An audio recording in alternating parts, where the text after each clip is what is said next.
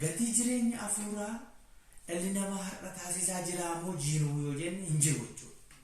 Dhalli namaa jireenya isaaf kan inni taasisaa jiru foonsaa qofaafidha jechuudha. Jireenya dhalli namaa jiraatu garuu jireenya lama. Jireenyi lama kun garuu dhalatoo yookaan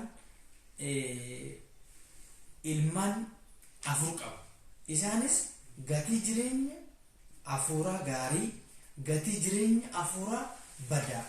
Gatii jireenya foonii gaarii, gatii jireenya foonii badaa jedhameetu iddoo afuritti qoodama. Inni guddaan haadhoo kan ta'u garuu gatii jireenya afuuraa fi gatii jireenya foonii. Gatii jireenya foonii yeroo jiraatu namni gatii jireenya afuuraa isaa gatuu hin qabu jechuudha. Gatii jireenya afuuraa kana erga hojjete foonsaaf gatii jireenya foonii namni kaawwatu addunyaadhaaf waan gaarii faanii darbuu. Beekumsa hunda galeessa ta'e qabaatanii addunyaa kanaaf gumaacha tumsa guddaa kennu. Maaliif addunyaa irratti jiraachuun tola miti.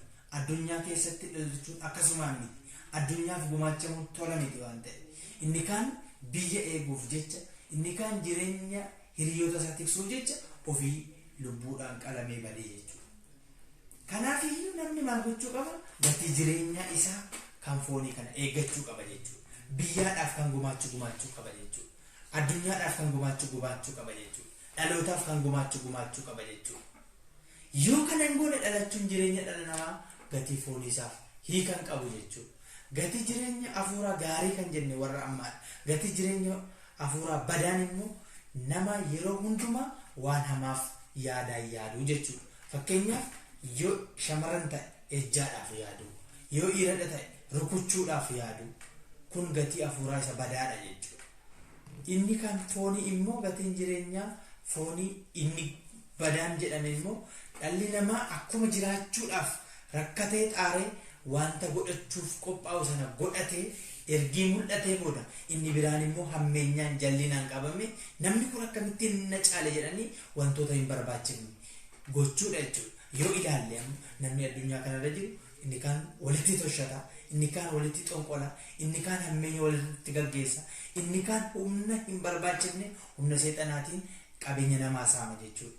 Garuu Waaqayyo kana hin barbaadu. Inni anaaf isin keessumaayyuu amma kan jiru yoo ilaalle eenyutu gatii jireenyaa foonii gaarii qaba, eenyutu gatii jireenyaa foonii badaa qaba, eenyutu gatii jireenyaa afuuraa gaarii qaba, eenyutu gatii jireenyaa afuuraa badaa qaba yoo jenne ilaalle madaalliin keenya isuma arginu kana ta'a jechuudha.